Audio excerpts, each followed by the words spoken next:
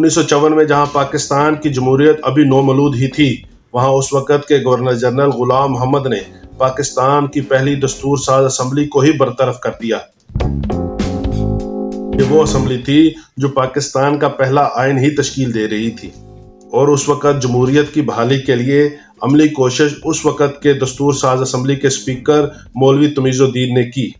مولوی تمیز الدین Sindh high court چلے گئے اور انہوں نے درخواست دی کہ پاکستان ایک آزاد اور خود مختار ملک ہے، اس لیے اس کی اسمبلی کو 1935 کے آئین کے تحت برطرف نہیں کیا جا سکتا۔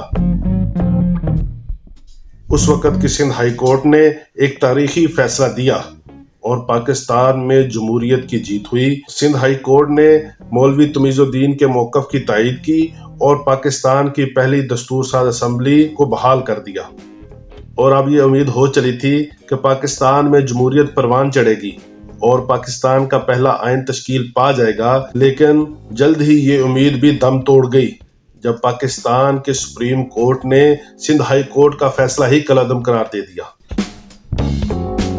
سپریم کورٹ آف پاکستان کے چیف جسٹس محمد منیر اور ساتھی ججوں نے یہ فیصلہ دیا کہ 1935 کے آئین کے تحت یہ فیصلہ درست ہے۔ یہی وہ فیصلہ تھا جس نے پاکستان میں نظریہ ضرورت کو جنم دیا اور پاکستان میں غیر جمہوری قوتوں کو مضبوط کیا۔ سپریم کورٹ کا یہ فیصلہ 4-1 سے دیا گیا۔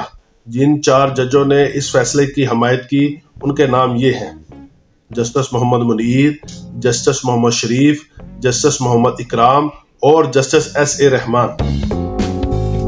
اور صرف ایک ہی جج نے اس فیصلے سے اختلاف کیا اور اس جج کا نام تھا جسٹس ایلون رابرٹ کارنیلس۔ انہوں نے لکھا کہ پاکستان ایک آزاد اور خود مختار ملک ہے، اس لیے پاکستان کی اسمبلی کو 1935 کے ایکٹ کے تحت برطرف نہیں کیا جا سکتا۔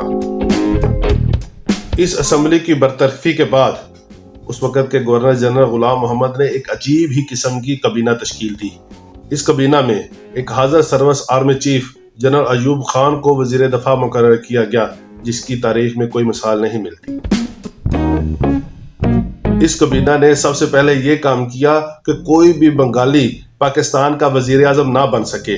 اس مقصد کے لیے انہوں نے مغربی پاکستان کے تمام صوبوں کو اکٹھا کر کے 1 یونٹ بنا دیا اور کہا چونکہ اب پاکستان کے صرف 2 ہی صوبے ہیں، اس لیے دونوں صوبوں کو برابر نمائندگی ملنی چاہیے۔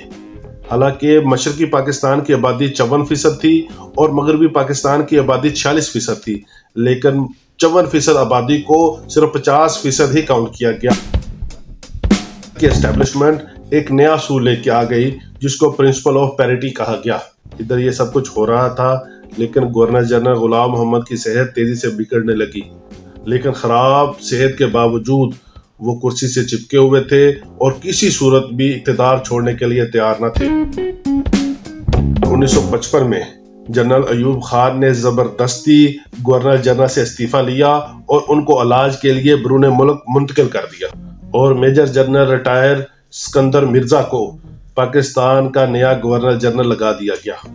ہسٹری آف پاکستان کی سیریز جاری ہے۔ سی پیک کا اہم ترین حصہ گوادر پاکستان کا حصہ کب اور کیسے بنا، اور پاکستان کا پہلا آئین کیسے تشکیل دیا گیا۔